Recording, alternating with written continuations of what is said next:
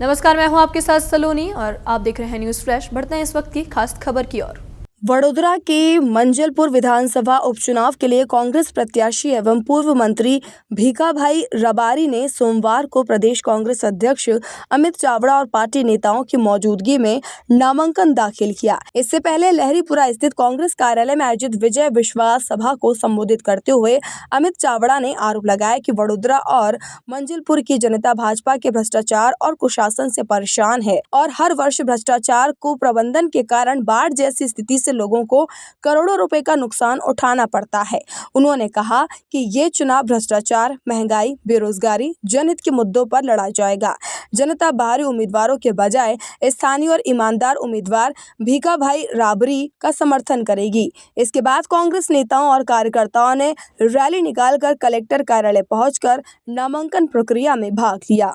વડોદરાના ધારાસભ્ય યોગેશભાઈ પટેલના અચાનક દુઃખદ અવસાનને કારણે જે માંજલપુર વિધાનસભાની બેઠક ખાલી પડી એની પેટા ચૂંટણીમાં કોંગ્રેસ પક્ષ તરફથી ખૂબ જ નિષ્ઠાવાન પ્રમાણિક લોકોની વચ્ચે દિવસ રાત રહીને વર્ષો સુધી જેમણે સેવા કરી છે એવા ગુજરાત સરકારના પૂર્વ મંત્રી, અમારા પ્રદેશ કોંગ્રેસ સમિતિના ઉપપ્રમુખ અને ગરીબો માટે હંમેશા લડતા ગરીબોનો અવાજ એવા આદરણીય ભીખાભાઈ રબારી સાહેબને ઉમેદવાર તરીકે કોંગ્રેસ પાર્ટીએ પસંદ કર્યા છે। એ માટે હું અમારા રાષ્ટ્રીય અધ્યક્ષ આદરણીય ખડગે સાહેબ, વિપક્ષના નેતા આદરણીય રાહુલજી, સોનિયાજી, અમારા પ્રભારી આદરણીય મુકુલજી, કેસી વેણુગોપાલજી, તમામ નેતૃત્વનો આભાર માનું છું।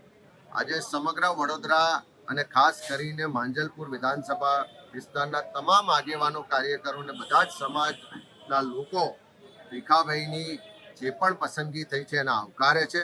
આજે અમે બધા જ સાથે મળી અને એમનું ઉમેદવારી ફોર્મ ભરવા જઈ રહ્યા છે અને જે માંજલપુરની ચૂંટણી છે એ ખાલી એક માંજલપુર વિધાનસભાની ચૂંટણી નથી।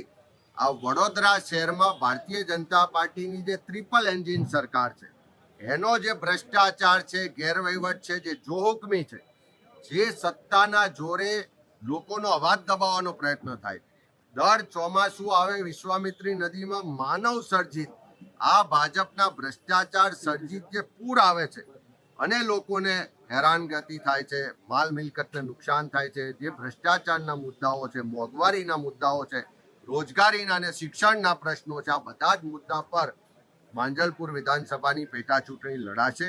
એક એક ઘેર જઈશું, એક એક મતદારને મળીશું અને આ વડોદરા વાસીઓ આખા ગુજરાત અને દેશને આવનારા દિવસોમાં સંદેશ આપશે કે આ માંજલપુરની સીટ પર કોંગ્રેસને આશીર્વાદ આપીને ભારતીય જનતા પાર્ટીનું જે ભ્રષ્ટ શાસન છે એને 2027માં જાકારો મળવાનો છે। એનો સંદેશ આ માંજલपुर विधानसभा सीट पर से અહીંની जनता ने मतदारों। अभी तक के लिए इतना ही और खबरों के लिए बने रहिए न्यूज़ फ्लैश के साथ। नमस्कार।